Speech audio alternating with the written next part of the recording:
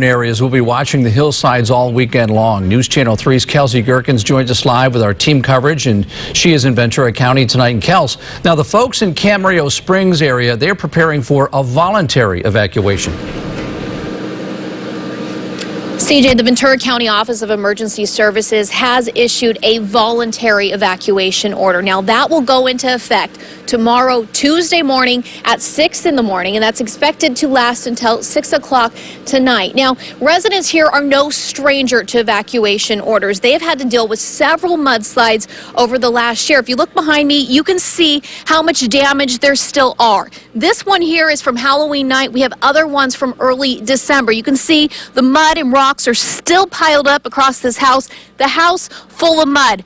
Other homes, they've tried to rebuild. They've actually started gutting them, trying to make progress. And all of these are projects that they're working on. But the hope is that all of those projects will help another disaster to not happen here.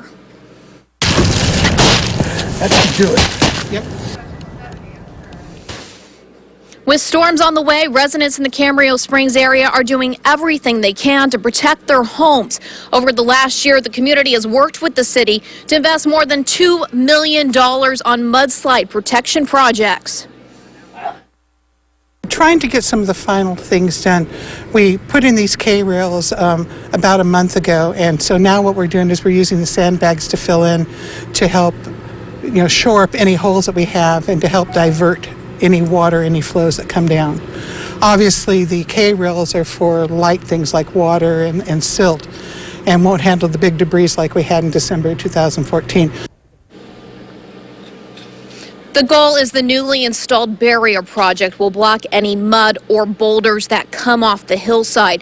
There are 3 of these state-of-the-art barriers set up strategically along the Camarillo Springs community.